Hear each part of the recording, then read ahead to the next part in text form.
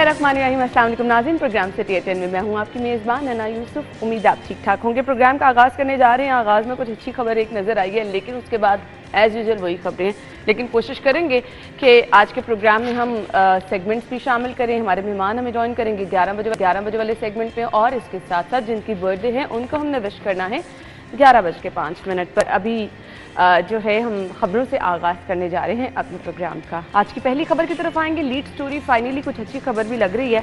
Greater Iqbal park और Jilani park, दो बड़े पार्क हैं शहर के जिनका इंतखाब किया गया, और आई थिंक यहाँ पे रश भी ज़्यादा होता है। अच्छा जी, जदीद फिनलैंड बनाए जाएंगे। यहाँ शहरियों को आलमी मेयार के झूलों और तफरीह से लुत्फानंदोज होने का मौका मिलेगा। हमारे सीनियर रिपोर्टर राउद इरशाद हुसैन और इरफान मलिक ने ज्वाइन किया। अस्सलाम वालेकुम सलाम। राव साहब, आपसे आगाज़ करेंगे। देखिए, मैं कल मेरी नज़र से ये खबर गुजरी थी कि 2 फिनलैंड बनाए जाएंगे।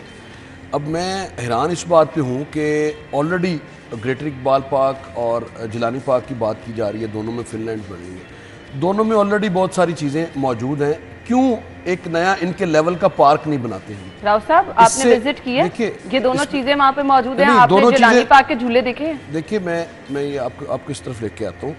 अभी कुछ ना कुछ मौजूद है दोनों पार्क्स में, तफरीह के हवाले से कुछ ना कुछ ज़रूर मौजूद है। लेकिन आपने अगर ये नए इन्वेंट करने जा रहे हैं, दो बड़े, मज़ीद आप शहर के वस्त में रश बढ़ाने के लिए कोशिश होंगे, क्यों? अब मुझे बताएं कि आपको तीसरा पार्क नज़र नहीं आएगा बड़ा, अल्लामा इकबाल पार्क, गुलशन इकबाल पार्क, जिलानी पार्क, या तीसरा ये ग्रेटर इकबाल पार्क जो कि 2016-17 में बना, वहाँ पे फाउंटेन्स वगैरह लगा के, तो बड़ा अच्छा वही। यानी आप कहते हैं नया पार्क बनाना चाहिए? मैं ये कहता हूँ कि आपको तफरीह के लिए क्या शहर के वस्त में नज़र आते हैं? अब अगर दुनिया के इरफान साहब ने यूरोपियन काफ़ी कंट्रीज़ में गए हैं, अमेरिका में गए हैं वहाँ पे, और ये सारा जो बड़े पार्क का कॉन्सेप्ट है या थीम पार्क्स का जो कॉन्सेप्ट है, ये शहर से थोड़ा दूर होता है। जैसे जल्लो पार्क की आप बात करें या सफारी पार्क है, इस तरह से आप कुछ शहर के 4 हिस्से हैं और चारों में आपको शादरा कभी याद नहीं आया। शादरा में क्या पार्क की ज़रूरत नहीं है, जिसकी वजह से सारा जो रश है वो शहर में होता है। ग्रेटर इकबाल पार्क में अगर आपका इत्तेफाक हो कभी जाने को, तो पूरा शहर वहाँ पे शादरा और वो शेखुपुरा के लोग वहीं पे मनाते हैं। क्यों उनकी फैसिलिटी के लिए काम नहीं किया? एक नया थीम पार्क हम 2014-15 में सुन रहे थे कि एक नया थीम पार्क बनने जा रहा है, उस पर क्या वर्किंग हुई है? ये मुझे याद है अब्दुल्ला सुंबल साहब कमिश्नर लाहौर हुआ करते थे, और उस पर सेक्शन 4 भी हो गया, और काफ़ी गैर मुल्की कंपनी से बात भी हुई।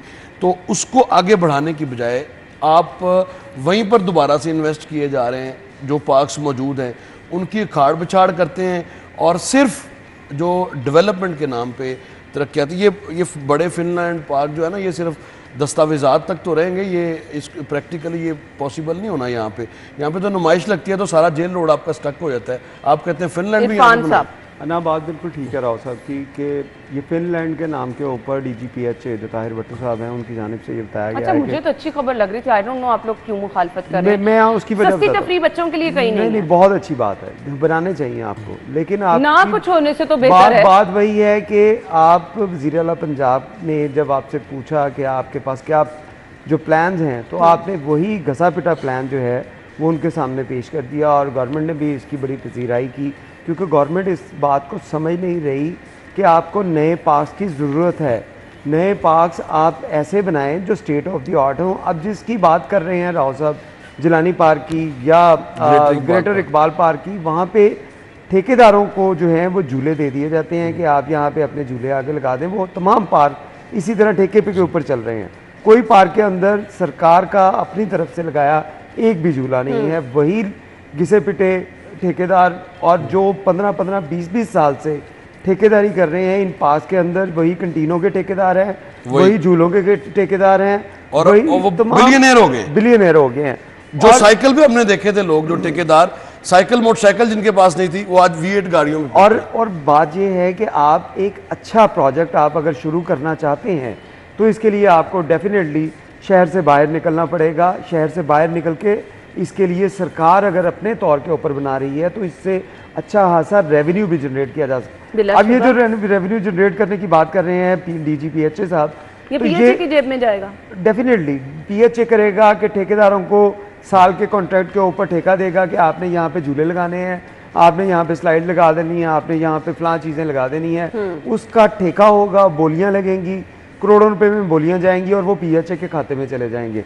अच्छा, अब अगर PHA खुद बनाना चाहे तो इसके लिए आपको एक अच्छी जगह, किसी ना किसी जगह के ऊपर, लाहौर से बाहर, शहर से बाहर जो है वो उसको ऊपर बनाकर एक ज़बरदस्त स्टेट ऑफ द आर्ट, आपने भी बैरून मुल्क विजिट किया तो तमाम पार्क, राव साहब की बात बिल्कुल अब क्यों नहीं रिंग रोड के आसपास बनाते हैं बड़े पार्क्स, ताकि आसानी हो। देखिए यहाँ पे बात यही है कि ये जो वो मुकाम है जहाँ पे अगर आप इस तरह की तफरीही मकामात को मज़ीद फ़रोग़ देंगे तो उससे आपके साथ दीगर जो इश्यूज़ हैं वो होंगे। वही बात कि यहाँ पे अगर एक छोटी सी फूलों की नुमाइश लगती है तो उसके बाद क्या सूरत हाल होती है। आप सारा जेल रोड देखें किस तरह ब्लॉक हो जाता है, पार्किंग का प्रॉपर इंतजाम नहीं है। तो इसके लिए आपको एक सेपरेट जगह जो है वो लेनी चाहिए। फिर आपको नहीं लगता झूलों से हटके ये फिर बहुत बड़े बजट की जरूरत होगी? आपको जाहिर बात है डेफिनेटली बजट की जरूरत होगी, और गवर्नमेंट के लिए क्या आवाम को तफरीह देने के लिए बजट नहीं है? अगर गवर्नमेंट के पास अपने इश्तिहारात देने के लिए, तो अपनी तशहीर करने के लिए इतना बजट है, तो इसमें क्या नए पार्क्स नहीं बन सकते? बन सकते हैं। इसके लिए कोई इतनी एफर्ट की ज़रूरत नहीं है। आप इंटरनेशनल कंपनीज से रब्ता करें, उनको यहाँ पे लेके आएँ, सरमायाकारी भी होगी और लोगों को अच्छी तफरीह भी मिलेगी। मैं समझता हूँ कि ये एक गटिया साहब और एक थीम पार्क का जो कॉन्सेप्ट प्रोजेक्ट दे रहे हैं सगिया के करीब, वो एक थीम पार्क का इन्होंने डेफिनेटली डिजाइन किया था, लेकिन वो 300-400 एकड़ पे था। हाँ, बात समझ आती है, मोटरवे के बिल्कुल करीब, फिर शहर के एक किस्म का वो शहर के बाहर था लेकिन करीब था शहर के। इसीलिए तो बन नहीं रहा कि बहुत बड़ा प्रोजेक्ट था, वो बातों और फाइलों तक नहीं आपको आना तो at the end of the day आपको आना तो इसी तरफ पड़ेगा ना। वहां पर खुद रो आबादियां बनती जा रही हैं जिनके सीवरेज के मसाइल खत्म नहीं होते, जहाँ पर सैनिटेशन के इश्यूज रहते हैं, जहाँ पर सफाई सुथराई के इश्यूज रहते हैं। आपने अगर कोई फैसला करना है तो कोई प्रपोजल ऐसी दे। मुझे देखिए, चीफ मिनिस्टर जो है, चीफ मिनिस्टर को अगर आप कोई इस तरह की जो प्रेजेंटेशन देते हैं जो समझ में आने वाली है, जो एप्लीकेबल है, तो चीफ मिनिस्टर उसको ज़रूर एग्री करती है उस पर और अप्रूवल भी देती हैं। अभी रिसेंटली आप देख लें, काफ़ी ज़्यादा कामों के ऊपर जिस तरह से उन्होंने इनिशिएटिव्स लिए। तो बाइक्स की बारी आई, 20,000 बाइक्स थी, 28,000 8,000 बच्चियों ने अप्लाई किया, चीफ मिनिस्टर ने अप्रूव कर दिया कि सब बच्चियों को दें।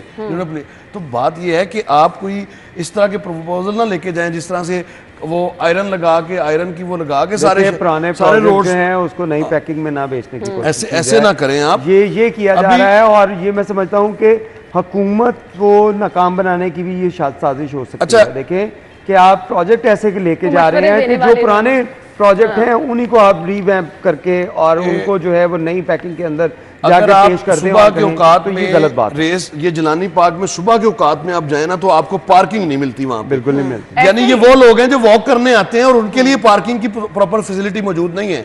लेकिन दूसरी जानिब जब आप फिनलैंड की तरफ जाएंगे तब तो बिल्कुल फिर किस तरह से मैनेज करेंगे? शहर में तरक्याती मंसूबों पर काम तेज, 20 अरब रुपए इसके लिए जारी हुए हैं। इरफान साहब, महकमा प्राइमरी हेल्थ को 12 अरब इमरजेंसी मेडिसिन के लिए 1 अरब 20 करोड़ रुपए जारी किए गए हैं। देखिए, ये बहुत अच्छी चीज़ है कि बहुत ज़रूरी था। जैसे महकमा प्राइमरी हेल्थ को 12 अरब रुपए जारी किए गए हैं, इसकी बहुत ज़रूरत थी कि आप हॉस्पिटल के हालात देखें बुनियादी तो आपको ज़रूरत डायरेक्टली पब्लिक के लिए जो इस्तेमाल होगा फंड, ये वो फंड है और इसमें मैं समझता हूँ कि ये बड़ी अच्छी चीज़ है। लेकिन इसके साथ चेक एंड बैलेंस भी रख लें, चेक एंड बैलेंस भी होगा इसमें, और इसको जो है वो तमाम जो पैसा है, जो गरीब का पैसा है, गरीब तक पहुंचेगा भी। अच्छा, लिखा है ऑनलाइन पोर्टल पर मंसूबों की तकमील का डेटा कि मंसूबे किस हद तक जी बिल्कुल बिल्कुल। देखिए, हुकूमत की जानिब से ये कुछ गुज़िश्ता चंद सालों से ये प्रोजेक्ट शुरू किया गया था कि जो भी प्रोजेक्ट आप बनाएंगे तो उसके लिए आप ऑनलाइन प्रोजेक्ट पोर्टल बनेगा कि उस पर कितने % काम हो गया है, क्या क्या चीज़ें हो गई हैं, क्या क्या रहती हैं, क्या क्या इश्यूज़ हैं, वो तमाम की तमाम चीज़ें उसके ऊपर अपडेट करनी पड़ती हैं, जिसको डायरेक्टली आप सेक्रेटेरिएट उसको मॉनिटर करता है, वहीं पे वज़ीर आला सेक्रेटेरिएट उसको, इन दोनों जगह से उसको मॉनिटर किया जाता है। मॉनिटरिंग यूनिट भी बनाए गए हैं, तो ये एक अच्छी चीज़ है।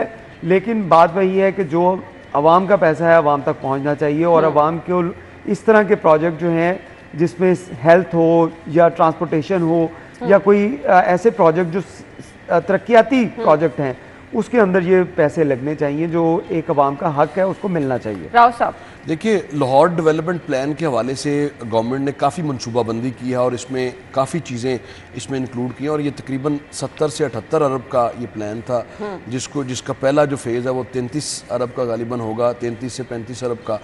और इसका स्लोगन चीफ मिनिस्टर का ये एक मीटिंग में उन्होंने कहा था कि कोई गली कच्ची ना रहे, तमाम गलियों में सीवरेज और उनकी सैनिटेशन का मसला हल करने के बाद उनको पक्का करना है और जितने पैसे आपको चाहिए उतने पैसे आपको मिलेंगे। ये तमाम तर फिजिबिलिटीज़ को अप्रूव किया गया लाहौर डेवलपमेंट प्लान के हवाले से, आपको पता है कि, और ये इसकी इंचार्ज है डीसी लाहौर।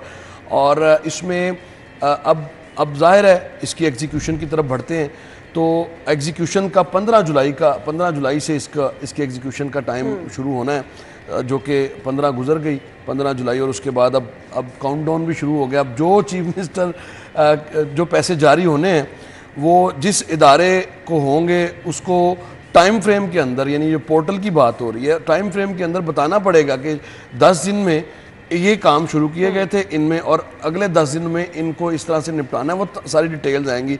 जो एक पॉजिटिव पहलू है वो ये है कि इसकी तमाम तर जो ये जो टेंडरिंग का सिस्टम है इसको ऑनलाइन किया गया है।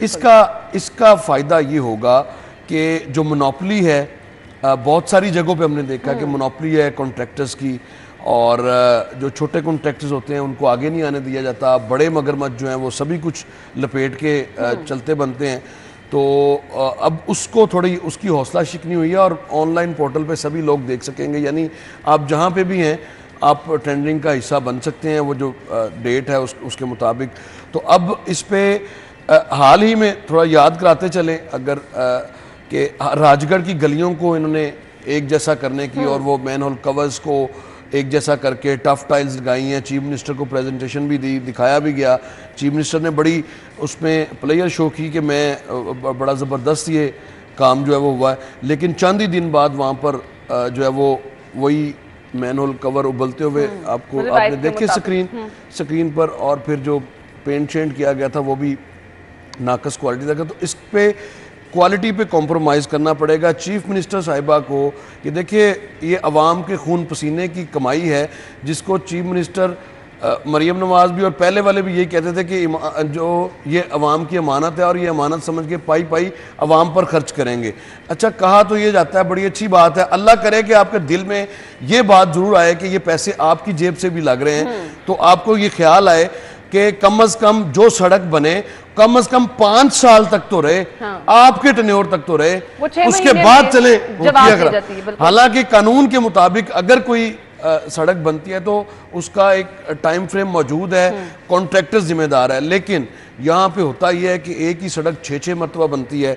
MCL भी वही सड़क बना रहा है, पब्लिक हेल्थ इंजीनियरिंग भी वही सड़क बना रही है, लोकल गवर्नमेंट का डिपार्टमेंट भी वही सड़कें बना रहा है। तो ये जो फज पेमेंट्स का सिलसिला है इस पर आपको थोड़ा गौर करने की ज़रूरत है और ई-टैगिंग के ज़रिए करें, ताकि फौरी तौर पे बहुत सारी लाहौर शहर में इस तरह के काम होते रहे माजी में कि एक ही सड़क 3-3 मरतबा बनती देखी है। बना कोई और महकमा गया, मैं बताऊं आगे भी यही बना कर कोई और महकमा जाता है और क्लेम कोई और महकमा कर लेता है। ये मसला है। एग्जांपल तो मैं अपने घर के सामने जो रोड बना उसकी दे सकता हूँ कि राव साहब से हमने रिक्वेस्ट की कि बड़ा टूट फूट का शिकार है, बुज़दार दौर के अंदर उसको बनाया गया, और जब वो बन गई और उसके बाद अब ये गवर्नमेंट आई तो इसने फौरी तौर पे वो बनी बनाई अच्छी भली सड़क जो थी उसको उखाड़ा और वहाँ पे उसको दोबारा जो है वो बनाना शुरू कर दिया। तो इस तरह के काम जो हैं, पहले भी उस पे 20-25 लाख रुपए की लागत आई थी, वो छोटी सी गली वो बात कर रहे हैं, बिल्कुल छोटी सी। इरफान साहब आप छोड़े, वहाँ पे लागत आई थी, दोबारा आप 30-35 फिरोजपुर रोड में ऐसी, फिरोजपुर रोड पर ऐसा क्या है कि हर मई और जून में उसको सारी को उखाड़ के और पता चलता है कि बजट में मौजूद है, उसका बजट रखा जाता है। और ये कौन सी मॉडल रोड है जो 2008 से लेके अब तक कोई 27-28 मरतबा बन चुकी है। और खुदा का खौफ करें यार, इतना पैसा जाया होता है अवाम के। ये मैं सिर्फ एक रोड की बात कर रहा हूँ, ये मैं उसकी बात मुल्तान रोड की बात नहीं कर रहा या किसी और की बात नहीं कर रहा, ये सिर्फ एक की बात कर रहा हूँ। फिरोजपुर रोड को हर मई और जून में मुख्तलिफ पैचेज उखाड़ के और पता चलता है कि इसका जो बजट था, मैं वो बजट डॉक्यूमेंट जब देख रहा था तो बार बार फिरोजपुर रोड की आ रही, फिरोजपुर रोड में कि यार फिरोजपुर रोड में ऐसा क्या है कि बार बार इसी को ही उखाड़ कर बनाया जाता है, जबकि इसके ब्रिज के ऊपर अगर कोई खड्डा पड़ गया है तो वो पूरा साल ठीक नहीं होता। देखिए वो कहा जाता है ना कि खेतों से सोना उगलेगा, हाँ, तो फिरोजपुर रोड में लगता है कोई सोना उगलता है, फिरोजपुर रोड जो है वो लगता है सोना उगलता है। इस पर चीफ कामों मिनिस्टर के को लिए जारी हुए हैं, तो आई होप कि ये इन पे खर्च भी होंगे और कुछ इसका फायदा आवाम को भी पहुंचेगा। ब्रेक के बाद आपको ज्वाइन करेंगे हमारे साथ, चलिए।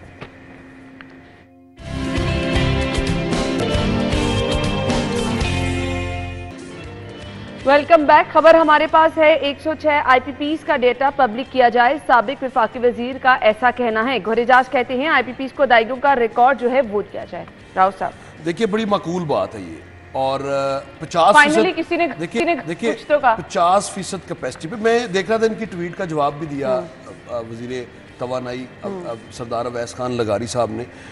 और ठंडे कमरों में बैठने वालों को क्या एहसास होगा कि जो लेबर है इतनी, ये टेक्सटाइल सेक्टर से ज़्यादा मुंसलिक हैं गौरेजाज साहब, और एप्टमा को रन भी कर रहे हैं। और टेक्सटाइल सेक्टर आपका ऐसा है जो कि ज़र मुबादला के ज़खायर बढ़ाने में जिसका कलीदी किरदार है, यानी 22 से 25 बिलियन, कभी ये 28 भी था फिगर और 30 भी क्रॉस कर रहा था, लेकिन ये बतदरीज नीचे आया है।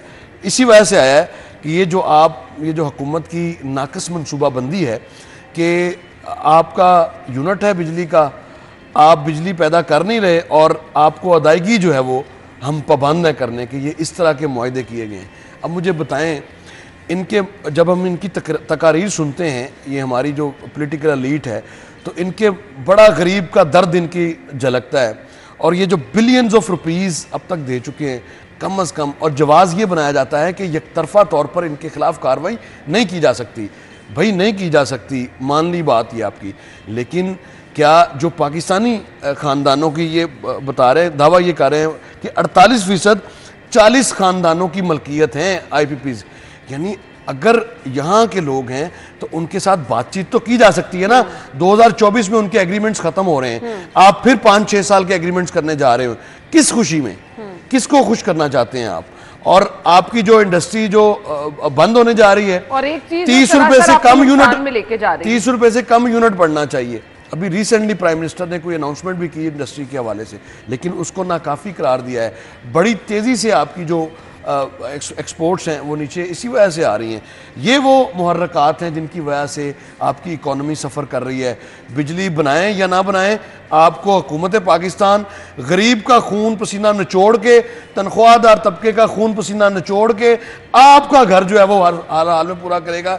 यानी आपने ऑलरेडी बिलियंस ऑफ रुपीज़ यहाँ से कमाए हैं, अब बस कर दें, अब बस कर दें। अगर नहीं बस करना तो इनको वो ख्वाजा आसिफ साहब की तकरीर है, कोई शर्म करें, कोई हया करें। कम अज़ कम जो बिजली नहीं बना रहे उनको तो अदायगियों का सिलसिला बंद किया जाए।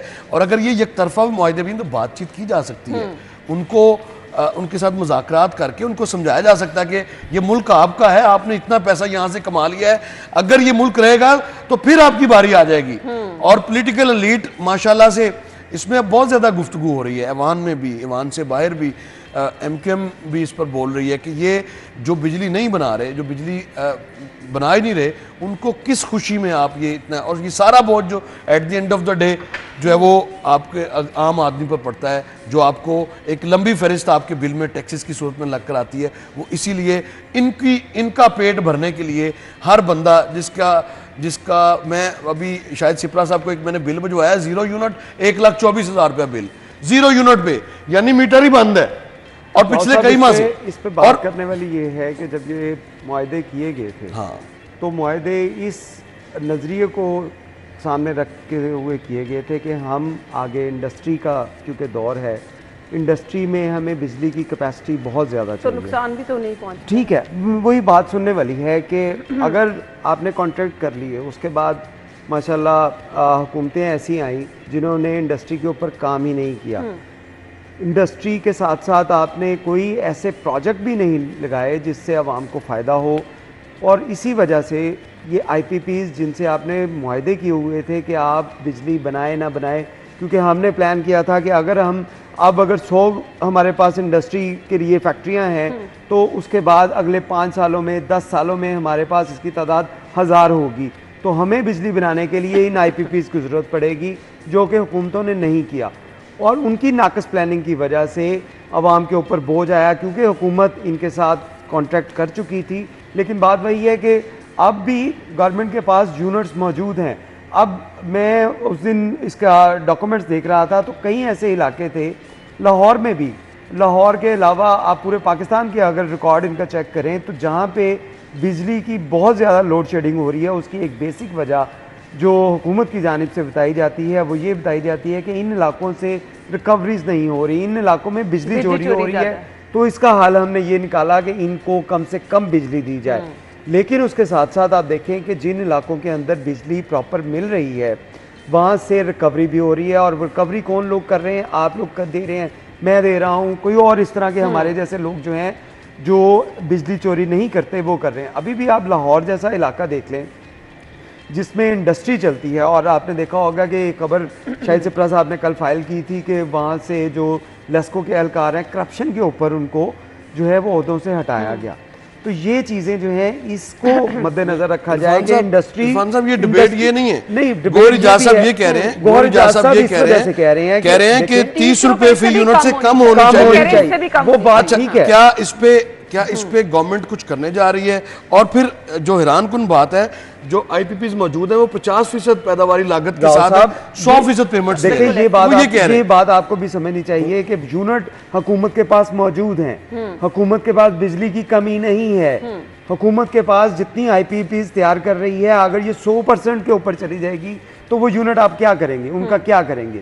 उसको मद्देनजर रखते पैसे भी तो दे रहे हैं, लेकिन जो चीज आपने यूनिट्स को ज्यादा अपने पास रख, फॉर इंस्टेंस आपने 100 यूनिट अगर मैं बना रहा हूं तो मुझे 100 यूनिट के हिसाब से मुझे पे कर दें, लेकिन मुझे मैं कह रहा हूं वो आप 100 यूनिट लेकर आपने सब काम करना ना। मैंने नेशनल ग्रिड में 100 यूनिट डाल दिया, लेकिन उसकी जो पेमेंट है मैं 1000 यूनिट का क्लेमेंट कैसे बन गया? गौहर इजाज साहब ये बात कर रहे हैं, गौहर साहब कर रहे हैं, गौहर साहब ये कह रहे हैं, उनकी बात ये कह रहे हैं और बड़ी ऑथेंटिक बात है। वो कह रहे हैं पब्लिक कर दे, वो कह रहे हैं पब्लिक कर दे मुआहदे। हम इस बात से और बेसिकली कर रहे हैं कि जो मुआहदे आपने किए लोगों को बताएं, हमारी हुकूमतों ने किया ये, आगे हुकूमतों ने क्या किया ये भी लोगों को बताएं। हमारे हाइडल प्रोजेक्ट्स को पसे पुश डालकर आईपीपी से एग्रीमेंट्स किए गए, और इसका जो बुनियादी ऑब्जेक्टिव था यही था कि हमारे यहाँ बिजली जो है वो इनसे हम ले सकेंगे और बिजली की फरावानी जो है वो रहेगी।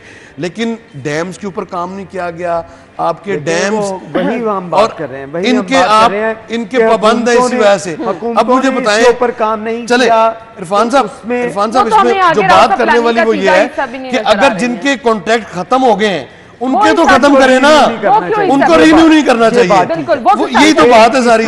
2031 तक मुस्लिम लीग नून की गवर्नमेंट चुनाव फिर करने जा रही है, ये ज़ुबानें ज़दे आम है, इस पर क्लैरिटी आनी चाहिए। इस पर जो इसीलिए उन्होंने कहा ये सारी चीजें पब्लिक होनी चाहिए, इस पर क्लैरिटी आनी चाहिए। चीजें इसी वजह से कहा, ये वजह नहीं है कि 50% बना रही है तो आप उनको 100% पेमेंट कर रहे हैं, वो तो कॉन्ट्रैक्ट का हिस्सा है। लेकिन उनके साथ साथ पब्लिक होनी चाहिए कि इनके साथ क्या मुआहदे हुए थे, किन शराइत के ऊपर हुए थे, किन शराइत के ऊपर इनको पेमेंट की जा रही है, और उस पेमेंट को बढ़ाया जाए। जब आवाम को सामने आएंगे ये भी चीजें सामने आएंगी ना कि किन की हैं ये आईपीपीज, किन किन को पैसे जा रहे हैं, और सबके सामने चीजें जो है की छुपी बात नहीं है। सामने बातें 40 खानदान है, इनका मुल्क नहीं है ये।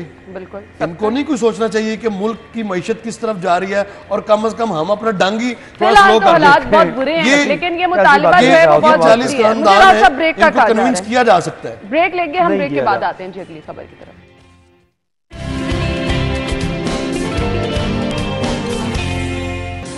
Welcome back once again. Shahid Haider साहब ये कहते हैं कि लेस्को रीजन से करप्शन और बिजली चोरी का खात्मा अव्वलीन तरजीह है। बिजली चोरी में मुलविस लेस्को एहलकार नौकरी से फारिग। मेरे ख्याल से ये जो है अमल बहुत ज़रूरी है। इससे पहले कि आप जाके बिजली चोरों को पकड़ें, अपने घर से लोगों का जो है ना पकड़ना बहुत ज़रूरी है। इरफान साहब, अल्लाह करे ये ऐसा हो। मैं आपको एक छोटी सी बात बताता हूँ कि कुछ दिन पहले आपने एक खबर जो है वो तमाम नेशनल टीवी मीडिया के ऊपर देखी होगी कि एक एसटीओ को कुछ लोगों ने मारा है। और अगर उसका बैकग्राउंड देखा जाए तो जिस फैक्ट्री ओनर ने उसको मारा है, जिसका 5 करोड़ रुपए का बिल था, और एक्सियन साहब जिसके पास अथॉरिटी नहीं है उस बिल की इंस्टॉलमेंट करने की, उन्होंने 75 लाख रुपए मुबैना तौर पर लेकर उसकी इंस्टॉलमेंट की। अभी इसकी पेमेंट अभी मुकम्मल नहीं हुई थी और पूरे पैसे नहीं आए थे उनके पास, उन्होंने एसडीओ को भेज दिया कि जाओ अब इनकी बिजली काट दो। उन्होंने कहा कि हमने पैसे भी दिए, हमने ये चीज़ें आपके साथ बात भी की, फिर आप बिजली काटने आ गए। उस पर एसडीओ साहब और उनके दरमियान लड़ाई झगड़ा हुआ, उसके ऊपर उनको मारा गया।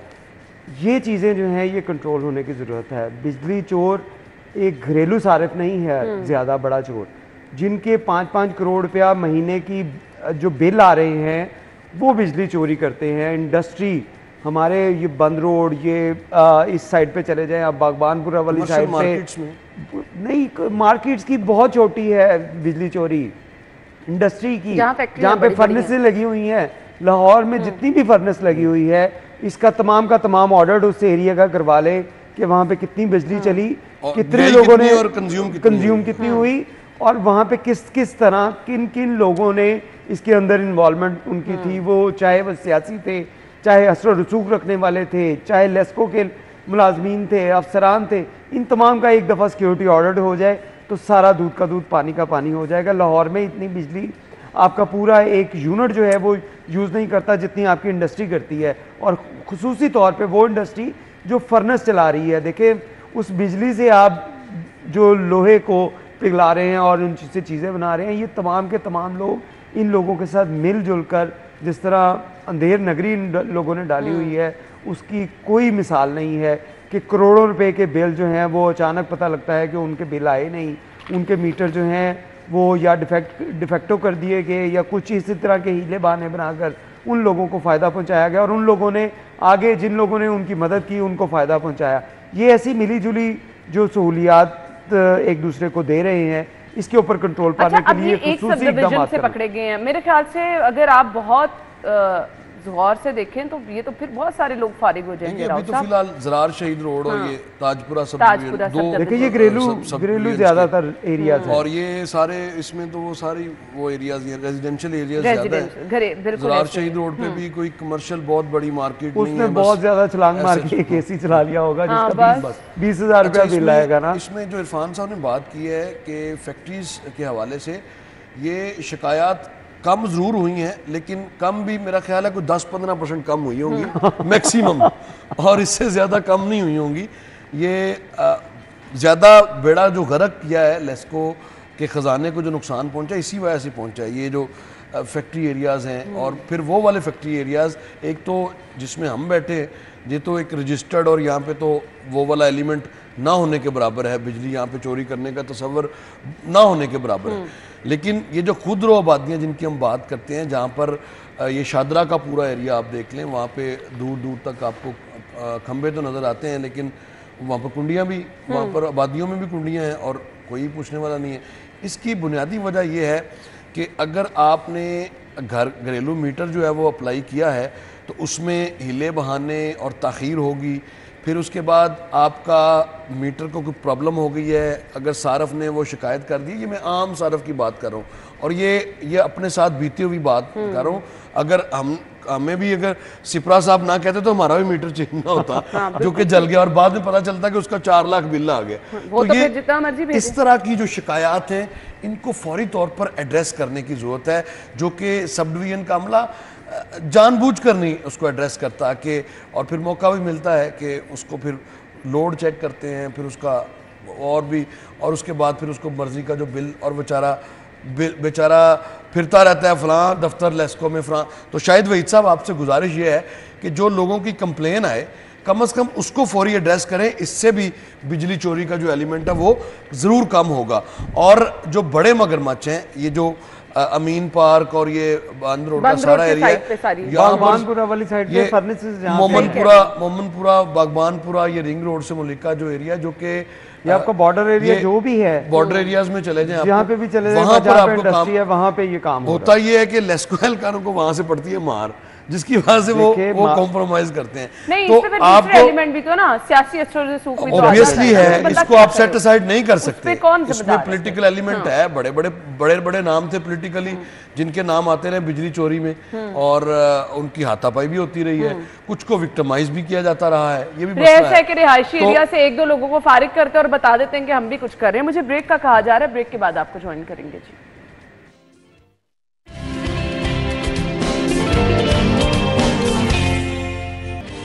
एक बार फिर से खुश आमदीद कहेंगे। शहर में 7 दिन से सीमेंट की सप्लाई बंद है। विद होल्डिंग टैक्स नामंजूर है। मुतालिबा ये किया जा रहा है कि विद होल्डिंग टैक्स को हम नहीं मानेंगे।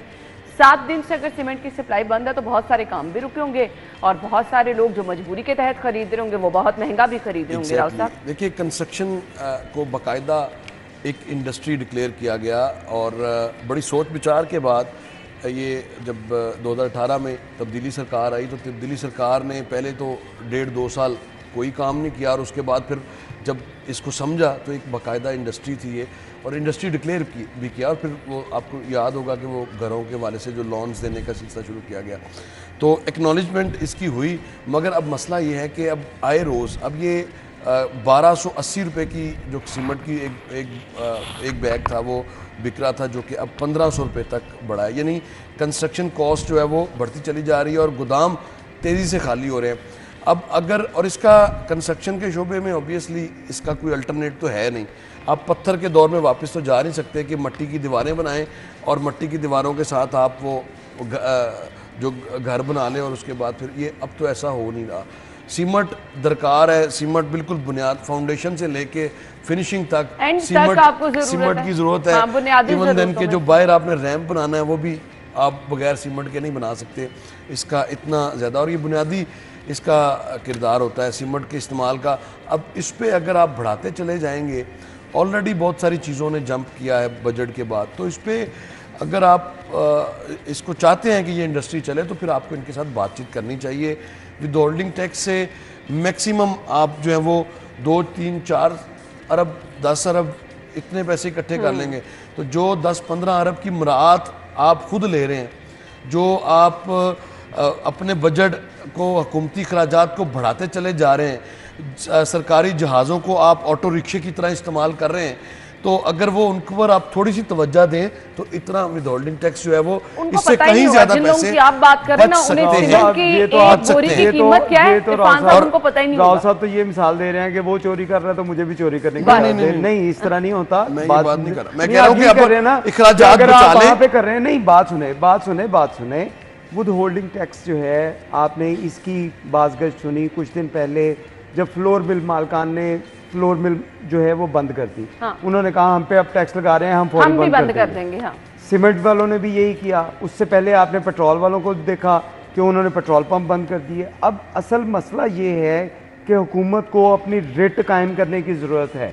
इन लोगों के आगे ब्लैकमेल होने की ज़रूरत नहीं है कि ये लोग आपसे कहें कि हमने फैक्ट्री बंद कर दी, जाएं आप देखते हैं हम कैसे कर लें जो आपने करना है। हम गरीब को आटा नहीं पहुंचेगा, मार्केट में आटा नहीं पहुंचेगा, लोग भूखे मरेंगे, हम बताएंगे आपको। फिर उसके बाद आप सारे मुज़ाकरात के लिए पहुंचे। हुकूमत ने अगर कोई फैसला किया है और हमें टैक्स देते हुए इन लोगों को वाकई ऐसे लगता है जैसे इनके साथ पता नहीं कितना जुल्म कर दिया गया है। अब ये देखिए, ये वो लोग हैं जिन्होंने बाहर से चीज़ जितने की खरीदनी है अपना मार्जिन रख के, और मार्जिन भी इतना नहीं रखना कि हमने 1 रुपया 2 रुपया मार्जिन भी उसमें अच्छा खासा रख के मार्जिन फिर मार्केट में भेज देना। बात आप लेकिन मैं बात जो कर रहा हूँ आपको कि अब ये 250 रुपए की जो सीमेंट की बोरी में इजाफा हुआ है, ये किसने ये क्या फैक्ट्री वालों ने देना है? और ये आपने अगर घर कंस्ट्रक्शन ये आपने देना है। राव साहब आप बात मानेंगे नहीं ना। आपको बात करने का मकसद है कि अगर हुकूमत की रेट हो कि आपने इस चीज को इतनी कीमत के ऊपर बेचना है, किया ना आपने ये बात कर रहे हैं कि आटा इस कीमत पे बेचना है, आपने सीमेंट की बोरी इस कीमत पे बेचनी है और आपने किस तरह कोई एहतजाज करेगा और किस तरह आपने टैक्स भी देना है, आपने टैक्स भी देना है। फिर जब ये लोग टैक्स नहीं देंगे तो फिर इसी तरह के मामला रहेंगे। ये लोग आपको सड़कों पे भी नजर आएंगे, फिर ये बंद करेंगे तो आपको ये बातचीत से हल निकल सकता है। बातचीत से हल निकल सकता है, बातचीत करें। ये जो जिसकी आपने एग्जांपल दिया फ्लोर मिल्स एसोसिएशन की, ये बातचीत से हल निकला है। बातचीत से ये सारा हल निकला। और देखिए, लेकिन राव साहब आपको नहीं लगता एक के बाद एक अपने मुतालिबात मनमाने आ रहे हैं? बहुत ज्यादा टैक्सेस हैं, ऑलरेडी बहुत ज्यादा टैक्सेस हैं। 10, 20, 15 बिलियन रुपीस आप बनाने की, इससे ज्यादा पैसे आप बचा सकते हैं। इससे ज्यादा पैसे आप लोगों के वक्त का शुक्रिया। नाज़रीन, हमने हेडलाइंस के बाद आपको ज्वाइन करना है, आप हमारे साथ ही रहिए। प्रोग्राम में आपको खुश आमदीद कहेंगे। आज का हमारा टॉपिक बहुत अहम टॉपिक है। वो अहम टॉपिक इसलिए है कि कुछ मामलात आपके सिर्फ दिल से ही चल रहे होते हैं, कुछ नहीं बल्कि हमारे तो पूरे मामलात ही दिल से चल रहे होते हैं। सेहत और तंदुरुस्ती अगर आप चाहते हैं तो कुछ बुनियादी असूल हैं जिनको आपने मद्देनज़र रखना है। अनफॉर्चुनेटली हमारा लाइफस्टाइल इस तरह का हो चुका है कि हम देख रहे हैं कि बहुत ही छोटी उम्र में लोग दिल के मर्ज का शिकार होते चले जा रहे हैं। ये लागर्जियाँ जो हम कर देते हैं वो कौन कौन सी हैं और फिर उसका नतीजा हमें किस तरह से भुगतना पड़ता है। अफसोस की बात यह है कि बहुत सारे लोग जो हैं उनको दिल का मर्ज होता है और उनको पता ही नहीं होता। सो आज हम कुछ रीजंस भी डिस्कस करेंगे और आपके साथ कुछ सिम्टम्स भी डिस्कस करेंगे, लेकिन आज के प्रोग्राम का मकसद सिर्फ और सिर्फ ये है कि हमने आपको बताना है कि आपने एहतियात किस तरह से करनी है, वो जो प्रिवेंशन की हम बात करते हैं। सो प्रिवेंशन के पॉइंट ऑफ व्यू से आपने क्या करना है। कुछ लोग कहते हैं कि अच्छा जी ये जेनेटिक भी होता है, अगर आपकी माँ को है, अगर आपके फादर को है तो ये अल्टीमेटली आपके अंदर दिल की बीमारी होगी। ऐसे में एहतियात तो आप कर ही सकते हैं ना। सो एहतियात क्या है और इसके साथ साथ इलाज क्या है और इसके साथ साथ आपका लाइफस्टाइल होना क्या चाहिए ताकि आप इसके चांसेस को कम कर सकें। डॉक्टर बिलाल ज़िक्रिया साहब हमारे साथ मौजूद हैं। ये साबिका चीफ एग्जीक्यूटिव भी रह चुके हैं PIC के और अभी अपनी खिदमात सर अंजाम दे रहे हैं हमीद लतीफ़ हॉस्पिटल में। अस्सलाम वालेकुम डॉक्टर साहब, बहुत बहुत शुक्रिया आपके वक्त के लिए। दिल का मर्ज बढ़ता चला जा रहा है, क्या वजह है इसकी? देखिए, सबसे पहले तो we have to look at our lifestyle, जिसका आपने जिक्र किया। Stresses and target orientated life जो है उसका सबसे बड़ा डिसएडवांटेज है। सबसे पहले अपनी हेल्थ को हम कॉम्प्रोमाइज़ करते हैं, अपनी डाइट को कॉम्प्रोमाइज़ करते हैं और achieve the targets of our daily life, अपनी नौकरी के, अपने बच्चों की या फैमिली की रिक्वायरमेंट पूरी करते हुए। So the implication is we have to first of all सबसे पहले अपने लाइफस्टाइल पे ज़रा एनालाइज करें। What do we do? सुबह उठते हैं जल्दी में, नाश्ता करके, नाश्ता भी पूरा नहीं करते, बच्चों को छोड़ना होता है या काम पे जाना होता है, हम पहुंचते हैं रश में, स्ट्रेसफुल एनवायरनमेंट से होते हुए, पोल्यूटेड एनवायरनमेंट से होते हुए काम पे पहुंचते हैं और काम की स्ट्रेस, फिर प्रेशर ऑफ योर वर्क, जो आपका कल का बचा हुआ काम आज करना है, ये सारी चीज़ें मिलके आपके सिस्टम पे इफ़ेक्ट करती हैं। तो ये इनसेंसिबल सा, ये इसका पता नहीं चलता डे टू डे, ये ग्रेजुअली इसका क्यूमुलेटिव इफ़ेक्ट होता है जिससे आपकी सेहत ख़राब होती है। जो कन्वेंशनल रिस्क फैक्टर्स है वो तो सारों को पता है जी, smoking, high blood pressure, diabetes, आपका family history, your diet, your weight, your lack of exercise, ये सारी चीज़ों लोगों को पता है। तो सबसे ज़्यादा ज़रूरी है कि ये लाइफस्टाइल जिसका आपने जिक्र किया, दैट इज़ वेरी इंपॉर्टेंट। हम लोग टारगेटेड लाइफ लीड करते हैं, अपने लिए टाइम नहीं निकालते। हम we are run by the system rather than running the system for our benefit. ये बड़ा ज़रूरी है। बिल्कुल सही। डॉक्टर साहब, क्या हमारा खाना पीना सबसे बड़ी वजह बन रहा है कि लोग जो है वो ज़्यादा इस मर्ज में मुब्तला होते चले जा रहे हैं? जी मैडम, देखें, रिस्क फैक्टर्स जो कन्वेंशनल मैंने नाम लिया, हमारी डाइट उन रिस्क फैक्टर्स को एग्रीवेट करती है। देखें, फास्ट फूड्स, नमक की ज़्यादती, चिकनाई की ज़्यादती, ज़्यादा गोश्त और क्वालिटी ऑफ इनपुट्स। देखें, जो महंगाई हुई है, इनपुट्स जो खाने में डलते हैं वो भी ख़राब हो गए, जिनका इनडायरेक्टली आपकी सेहत पे असर होता है। और जल्दी में खाना, भाग दौड़ में खाना और खाना खा के कुछ देर थोड़ा सा बैठना चाहिए, जो कि हम कर नहीं सकते, हमारे पास टाइम नहीं होता। सो द इम्प्लीकेशन यहाँ ये है कि हमें अपने आप को थोड़ा सा बदलना पड़ेगा अगर हमने बीमारियों से बचना है। ये दिल के अलावा बाकी बीमारियों के लिए भी यही है कि हम अपने लिए कुछ टाइम निकालें।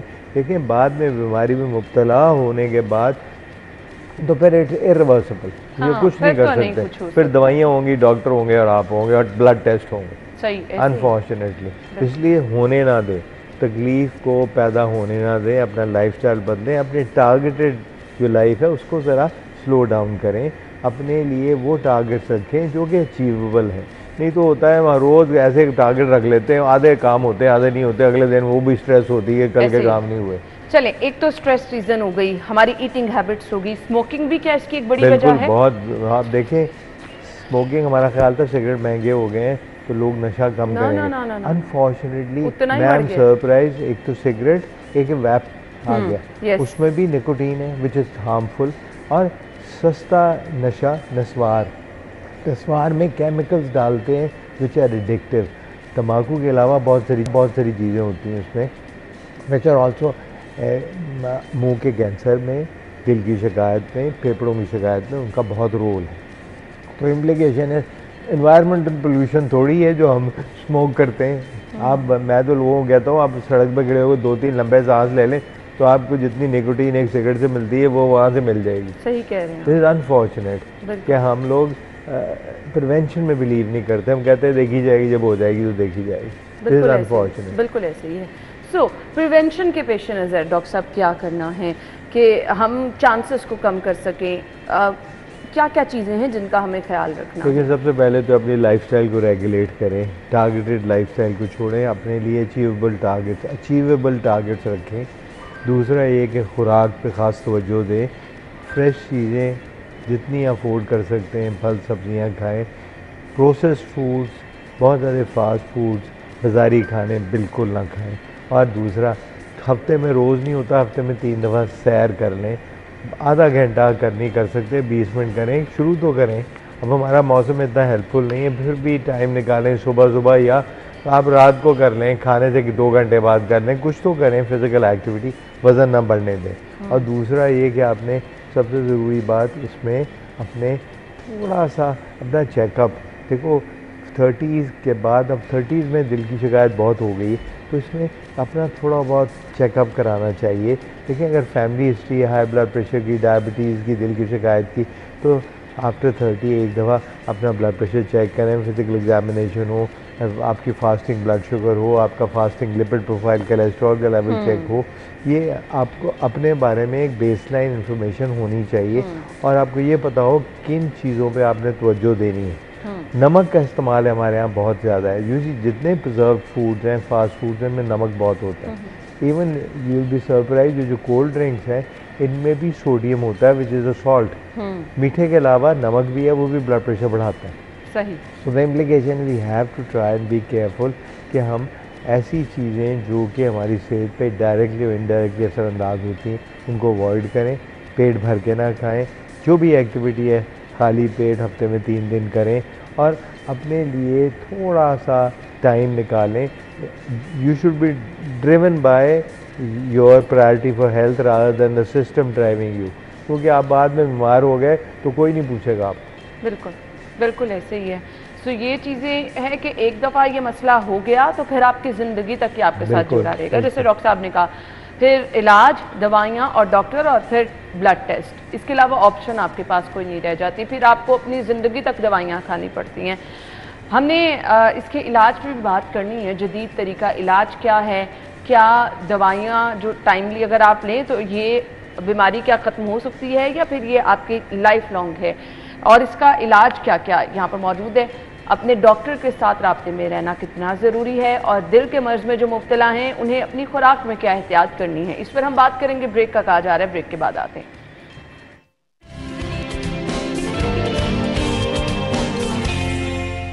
एक बार फिर से खुश आमदीद कहेंगे। डॉक्टर बिलाल ज़िक्री हमारे साथ मौजूद है, गुफ्तगू का सिलसिला आगे बढ़ाएंगे। डॉक्टर साहब, इलाज हमारे यहाँ जदीद मौजूद है और मुझे ये बता दीजिएगा, बुनियादी तौर पर जो हॉस्पिटल दिल की तकलीफ के साथ आता है तो क्या क्या मसाइल उसके साथ होते हैं? देखिए ये सबसे पहले तो हमें ये देखना चाहिए कि हमें अगर फैमिली हिस्ट्री है, blood pressure, diabetes, high blood इसकी शुगर की या वैसे हार्ट की शिकायत है, किसी का कोलेस्ट्रॉल फैमिली में ज़्यादा है, तो उसको इनकी स्क्रीनिंग अपनी सालाना करानी चाहिए। अगर वो कराता है तो एटलीस्ट आइडेंटिफाई हो जाते हैं रिस्क फैक्टर्स जिनको उसको प्रिवेंट कर रहे हैं, दिल उनको कंट्रोल करके दिल की शिकायत होने नहीं देनी। अब यूँ है कि सिम्टम्स आम तौर पे देखें 40% लोग ऐसे हैं जिनमें दिल की शिकायत के पहले कुछ सिम्टम्स नहीं होते और उसमें अगर आप बाद में उनसे पूछें तो वो कहते हैं हाँ जी कभी कभार सांस फूल जाता था, कभी कभार गर्दन में कंधों में दर्द हो जाता था चलते हुए, पर वो ऐसा नहीं था कि आपको इतना हो गया डॉक्टर से मशवरा करें।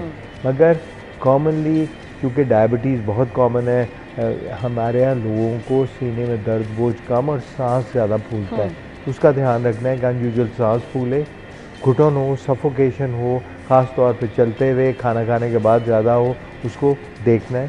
सीने में बोझ, घुटन, गले में दबाव, बाजू में हैवीनेस, एक बाजू में या दोनों में, चलते हुए ख़ास तौर पे इसको ऑब्ज़र्व करना है। और दूसरा आपने ये देखना है कि आपकी अर्ली फटीगेबिलिटी, बहुत जल्दी थक जाते हैं आप, उसमें दिल की शिकायत भी हो सकती है और मेटाबॉलिक बीमारियां, डायबिटीज़ वगैरह भी करती हैं। पर जल्दी थक जाना, बंदे का स्टेमिना कम हो जाना भी दिल की शिकायत की अलामत हो सकती है। ठीक है। और दिल की शिकायत, जो सारी दिल की शरीयानों की बीमारियाँ नहीं होती, उसमें बहुत सारी बीमारियाँ ऐसी हैं जो कि दिल के पंप को अफेक्ट करती हैं, दिल के मसल को अफेक्ट करती हैं। जैसे मैं आपको बताऊं कि शुगर दिल के पंप को कमज़ोर करती है, दिल की शरीयानों को तंग करती है।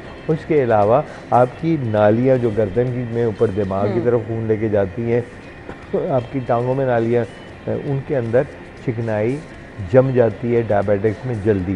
तो ऐसे लोगों में सिम्टम्स टांगों के होंगे, चलते हुए चक्कर आएंगे, लाइट हेडेड जैसे फेंट फीलिंग होगी। तो ये चीज़ें बड़ी इंपॉर्टेंट हैं। ब्लड प्रेशर में बहुत सारे लोगों का सर नहीं दुखता, इसलिए अगर आपको चक्कर आए, बैलेंस ख़राब हो या आपको लगे कि आपकी कैपेसिटी काम करने की कम होगी, तो डॉक्टर साहब से मिलेंगे तो वो ज़रूर आपका ब्लड प्रेशर चेक करेंगे।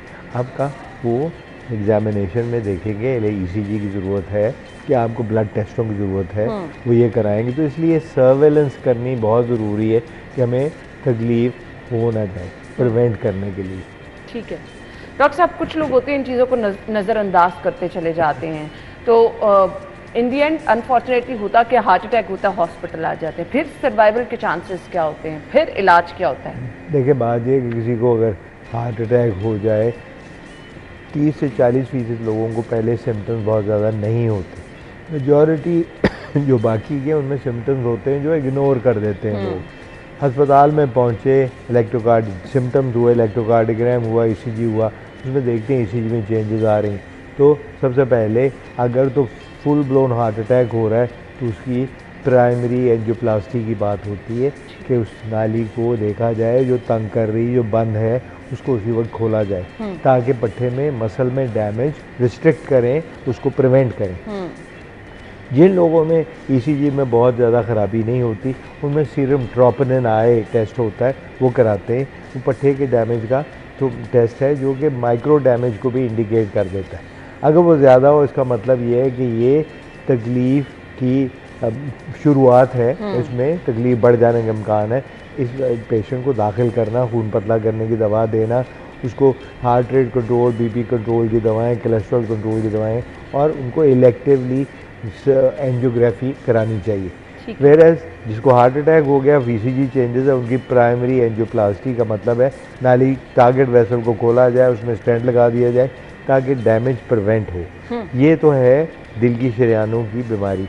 अब उसके अलावा दिल के पंप की अगर बीमारी है जिसमें शरीयानों का दखल हो ना हो, सांस फूलता है, सफोकेशन होती है, उसमें सबसे पहले तो डॉक्टर साहब एग्जामिन करें, एक्सरे कराएं, एकोकार्डियोग्राम से पंप फंक्शन पता चलती है और ये पता चलती कौन से एरियाज कम सुगड़ रहे हैं और कौन से एरियाज नॉर्मल हैं। अगर वहाँ एबनॉर्मेलिटी हो पंप फंक्शन, इसका मतलब ये है कि इस दिल की शिकायत इस्टेब्लिश हो गई। ठीक है, उनको भी दाखिल करना, दवा देने की ज़रूरत है। डॉक्टर साहब, जिनको स्टंट डल जाता है, लोग नॉर्मल हो जाते हैं, मैंने बड़े PIC से लोग देखे हैं, स्टंट डलवा के निकाल रहे हैं, अब हम ठीक हैं, अब हम सारा काम कर सकते हैं, खाने पीने में भी कोई एहतियात नहीं करनी, क्या केयर करनी है उसके बाद? देखिए, बात ये कि this is only preventing that acute event जो उनको हुआ या होने वाला था, उसके लिए स्टेंट डाल दिया।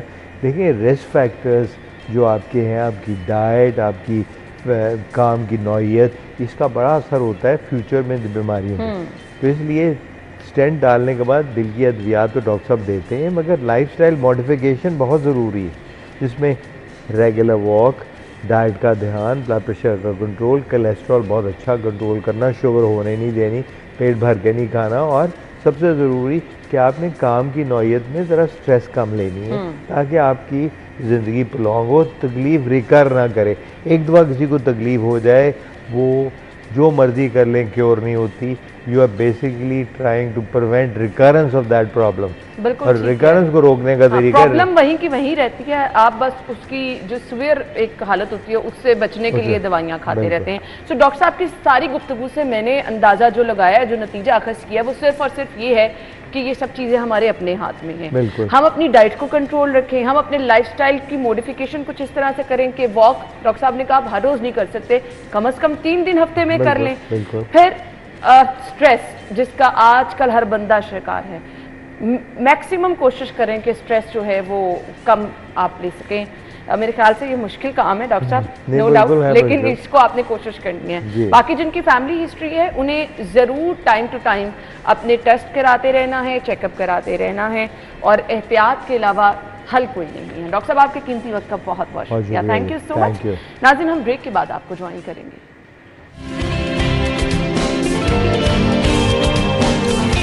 हमने आपको मौसम की सूरत हाल बतानी है, बाहर का मौसम कैसा है। हम चल रहे हैं जी मायदा की तरफ। जी मायदा, बताइए आज का मौसम।